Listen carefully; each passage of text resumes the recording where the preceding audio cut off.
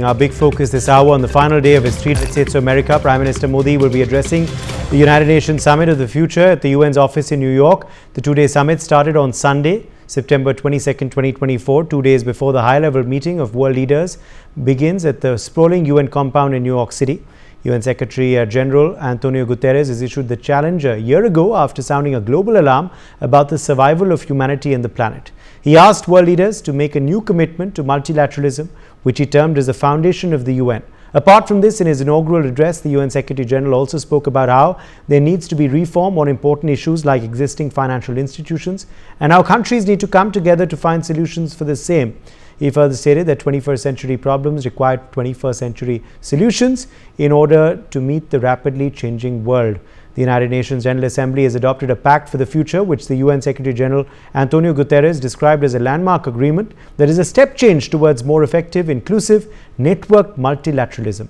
Apart from the Indian Prime Minister, outgoing US President Joe Biden, amongst others, will also be attending the high-profile summit at the UN offices in New York.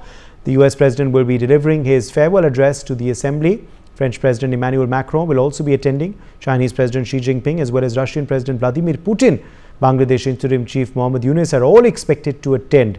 Speculation suggests bilateral talks between him and External Affairs Minister Jaishankar could possibly take place. Bashpati Mukherjee, former diplomat, is joining us live. We also have Pathikrit Pain, International Affairs expert, live with us. Professor Sandeep Tripathi, Foreign Affairs expert, joins us live.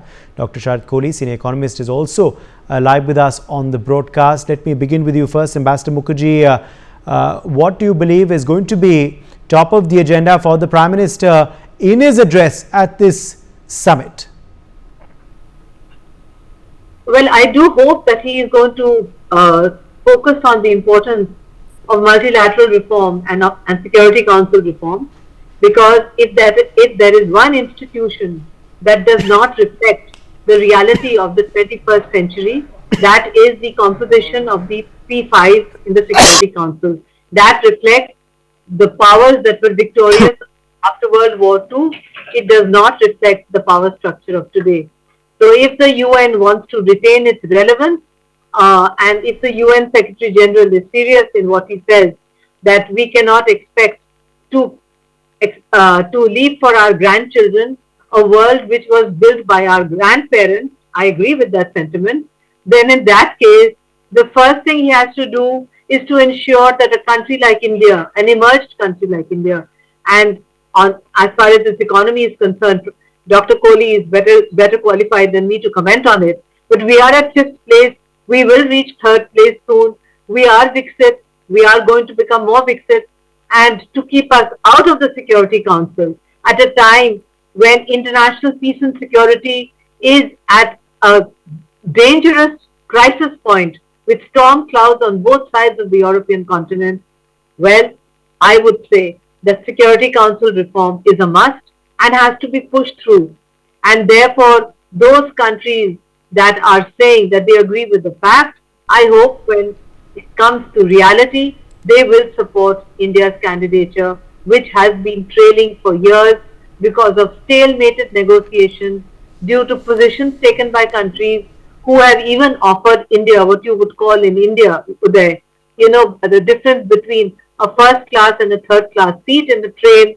A first class seat is when you have a veto. The third class seat is you have a seat but you have no veto. In other words, you are considered to be okay for a permanent seat, but you are not considered okay for a veto. That is not acceptable for India. That will never be acceptable for India. Apart from that, there are many other issues on which India will definitely have, our Prime Minister will definitely have much to say, that I would like to put multilateral reform right on top of the agenda, because the lack of multilateral reform is precisely what is driving groupings like Quad, BRICS, etc., because these are groupings which reflect the power structure of the present century and not the power structure of the past century. Uday.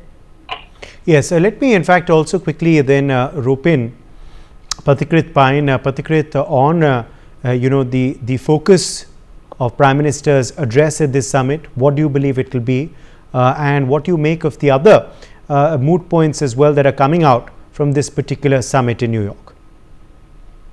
Well, I think if anybody is perfectly suited to address the summit of the future, then it invariably is the Prime Minister of India, because of the enormous amount of strides that has been made by India in the last 10 years in terms of having inclusive growth, in terms of ensuring that more than 50% of the population who did not have access to banking have access to banking now, who ensured that institutional, more than 50% of the people who did not have access to institutional funding today have it, whether it is due to Mudra Yojana, backed by the Jan Dhan Yojana, and there are several other measures, including the entire, fight against COVID that India did, not just through the vaccine which were indigenously manufactured, but also the whole concept of community that work together, the whole essence of the food value, the nutrition in our food values, the traditions that we have followed for a long period of time, the importance of family, the importance of the ethos that teach us from our childhood, the importance of conserving and managing the nature. These are things which India has done. Whether we talk about the digital revolution, whether you talk about our entire approach of ensuring that digital revolution bridges the gap between the rich and the poor. A lot of things have been done by the government of India, and these, I think, Prime Minister should showcase to the world as templates which can be replicated by many of the other countries of the world. At the same time, India has created the strive to create the perfect balance between your goals for development and fulfilling the aspiration of 1.4 billion people, while at the same time taking care about the issues concerning the nature, the issues concerning what you call maintenance of the ecology, and India has been steadfastly doing so in spite of a lot of pressure. So I think Prime Minister Modi will definitely talk about these things. But if you talk about what should be the heading of this entire summit, whether it should be Summit of the Future or the Summit of the Future of UN, then it's I would rather prefer it should be the topic should be Summit of the Future of the UN, because I think this entire approach of this summit is to literally asking people, please continue to have commitment and pledge towards UN. Most of the achievements that India has done is without any UN. Tell me how many countries today depend on UN when it comes to fighting terrorism? How many countries depend on UN when it comes to seeking help to resolve a dispute? What has UN done to resolve disputes before they take the shape of a conflict? What has UN done to prevent pandemics? Instead of forcing people to take towards a particular narrative and an agenda, they haven't done anything. Even when you talk about climate activism, the UN approach and the approach of many of the developing countries are very different. And you can find out most of the developing countries, of global south countries, ecology is far better preserved there because of their own traditions rather than the sermons of UN. So I think UN must reform itself before thinking about the future of the world. When financial crisis hits countries like Sri Lanka, nobody comes. No United Nations agency comes to help them. It is India that time who went to help, in spite of the fact that India was itself facing and dealing with the challenges of the pandemic and the post-pandemic economic issues.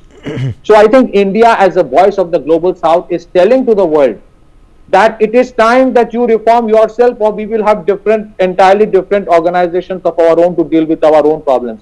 UN has become a mouthpiece of the rich and the elite countries. The rest don't matter. If you remember, Uday, my last point, very recently Jaishankar ji also mentioned, well, you created G7, that's why we created BRICS. That is an indication of the frustration that many countries have. What has UN done when United States weaponized the reserve currency, imposed sanctions on SWIFT, imposed sanctions on dollar reserves of countries? These are not acceptable, and United Nations must take action, but they don't. You talk about climate activism. Imagine the amount of destruction of ecology that is happening because of the Russia-Ukraine war and the conflicts in Middle East. What is the stand of United Nations? Nothing. They are waiting for the next salary. Back to you. Yes, Professor Sandeep Tripathi, the focus, according to you, what will that be of Prime Minister Modi as he speaks today at the summit? Also, interestingly, the UN Secretary General spoke about a host of issues, including reform. But when will reform happen of the UNSC? That is another big question, isn't it? See, first of all, I agree with my co-panelist that actually the crisis is within the structure of the UN. and the structure and the organization that has come into existence after the Second World War. I say 75 years, no, the years gone. And the things have changed, the context has changed, the new structure of power is coming, the new era. So, but the same structure, the same organization is stand the same line as it was exist in after the 1945. So this is the right time to redefine, to restructure the institutional restructure of the UN first. Second is when we talk about the UN functions. So I agree that it has become the mouthpiece of the elite country, a country like USA that has been an anchor of the liberal order. And we know that this UNO is as a multilateral organization is one of the classical feature of this liberal order. But it was USA that has officially declared to deglobalization and not sign on the Paris Agreement. So on so many global challenges where USA needs to proactive role, so there is no meaningful role of the United States doing that platform. As far as the role of UN is concerned, see what's happening around the world. In the conflict zone, India is there. In humanitarian assistance, India is there. In inclusive to make it more open organization, India is there. To talk about the global South, India is there. To inclusion of Latin American countries, the South of African country, India is there. So a country that has a lots of credential to lead the global South as well as to bridge the North Hemisphere, the South Hemisphere, to emerge as a peacemaker in this highly polarized world order. So you cannot, for the long time, you cannot overlook, you cannot ignore the voices such kind of India. So I think that the time has come to welcome India in United Nations Security Council, as well as to revamp and restructure of this post-Second World War order. Because this is not the 20th century, this is the 21st century, this is the 18th century. And this is the century which is getting the voice of India. That is talking about the humanitarian relief. See, for one example, India is talking about the data governance. India is talking about the cervical cancer, the vaccine. India is talking about the made in India chip in America. So this is something the image and the discourse has been totally changed. And now the US has to reconsider that, and that is why under this backdrop, President Biden agreed to welcome India in, especially United Nations Security Council. So I think this is not something the welcoming remarks from the US side, but this is the reality that the US has to accept the growing potential and the growing technological, economical and geopolitical power of India. And India has proved during the COVID-19, India has right, absolutely. Let me also quickly draw in Sharad Kohli at this point as well for his quick take on this. Sharad Kohli, on what we can expect from the Prime Minister today as he speaks on the concluding day of his US visit. This is the third and final day. The Prime Minister will depart for New Delhi very, very shortly after speaking at this summit. Well, I think Prime Minister is definitely going to speak about the welfare of the world, not just India. He's going to present India as an example, and he would obviously like the world to replicate that model of growth for rest of the countries. Just like there's an income gap, there's a wealth gap within the nations where you have rich people, you have poor people. Likewise, this has been happening between the countries also. There's an elite group, there is a non-elite group, there is a middle group. Then the divide between the northern and the southern hemisphere, the global south, as they say. Even that is going to be spoken about. And the Prime Minister is definitely going to speak about the digital governance across the globe. The way India has transformed because of digital governance, I thought this would like to put that model at a global level. As far as is concerned, the role of UN now reminds me of the ceremonial head, the British king, who's the ceremonial head of a lot of countries, but has no say there. I think in 79 years, UN somewhere lost its way, which is why we have BRICS, which is why we've got NATO, which is why we've got Quad, which is why we've got so many of these. The fact that these micro organizations, Uday, had to be born was the very reason why UN was not able to probably deliver what it was doing in 1945 when it was formed. So it's as simple as that. I think I completely concur with my fellow panelists that UN must reinvent itself, because how many times have you seen a UN secretary, with due respect to the Honorable Secretary General of UN, with due respect to him, I would like to reiterate, how many times a statement or an advisory given by UN Secretary General is heeded to, is listened to by the nations? If you count last 20 statements of his, you will, even the International Court of Justice is not being listened to. You give a judgment, who cares? You give a judgment against Russia, war crimes, nobody bothers. I think the world is more divided than ever before at this point of time. And United Nations, I think it contradicts the fact that it's a divided world and a United Nations. See, this is where the irony is at this point of time. So in a divided world, UN needs to probably reinvent itself. UN needs to reconstitute itself. UN needs to look at what are the global needs, and it needs to knit the nations together. Some of the brands created by UN, like UNESCO, UNICEF, they are doing well in their own way. We see a lot of charity happening in UNICEF whenever the country, but only very small portion of that charity is being handled by UNICEF. We do see UN representatives going here and there, but then how much benefit is really being gained out of that? In a very selective way, I would say UN is playing in its role, but the main role of uniting the world is now, I think, miles away from UN. It needs to redo that. Prime Minister, I'm sure, this is going to be counting on the minds of the Prime Minister, and he's going to definitely, Uday, replicate the Indian model of growth, being the fastest growing economy at this point of time, heading for being the third largest.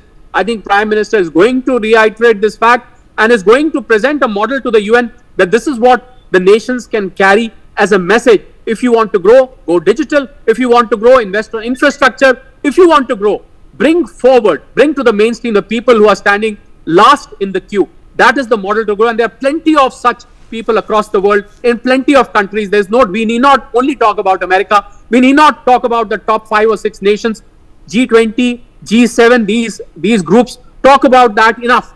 I think this is the point where a General Assembly, where you can go and speak about the people who are deprived today. All right, let's quickly go back across to Ambassador Mukherjee as well. Ambassador Mukherjee, now, this of course comes at a fora like the United Nations. It is on the future. It's obviously a chance to put forth the voice of the global South, which needs to be heard at a level like the UN, which the Prime Minister always does. But is it also going to see a push for reform being made by PM today as well? The problem with there is that the global South has been pushing for reform, including of the Security Council, for the last 20 years.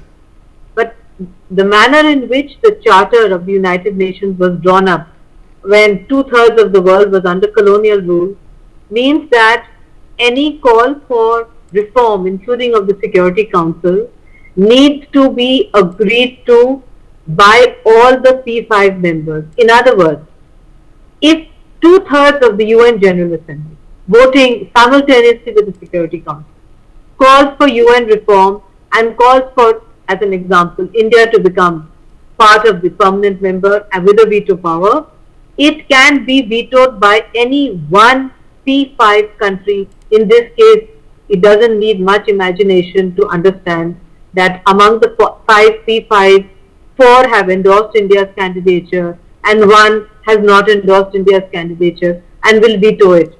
Under those circumstances, we are stalemated, which is why I hope our Prime Minister will bring to the attention of the UN that the manner in which the UN is conducting its affairs, and I agree with Dr. Kohli when he says, how many times have we heard the UN Secretary General?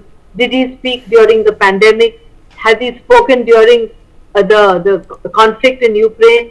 Who has listened to him with regard to Gaza? Who has listened to him with regard to the very dangerous situation now unfolding in Lebanon versus Israel? Nobody. So under those circumstances, I hope and pray, and I'm sure our Prime Minister will, in his address, diplomatically say that if the UN continues not to reflect the concerns of the global South and refuses to accommodate emerging countries in the Security Council. There is no African country. There is no Arab country. There is no Latin American country. India is not there. Japan is not there. Germany is not there. Then there is bound to be parallel groupings which have emerged.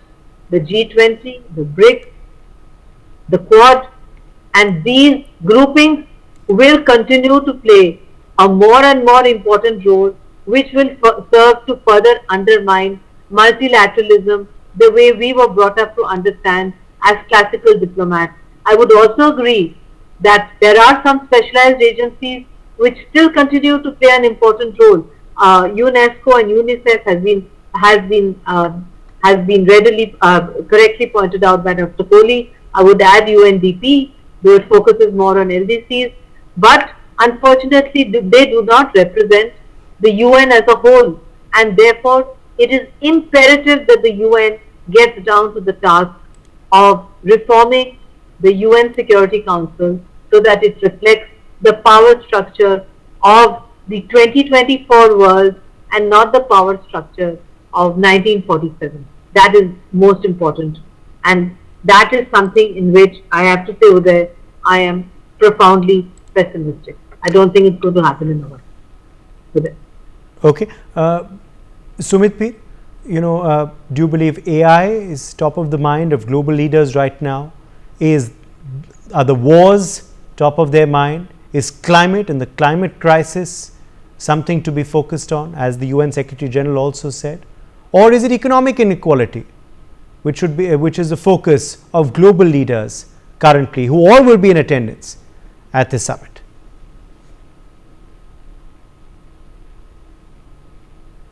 Is this for me, Elder?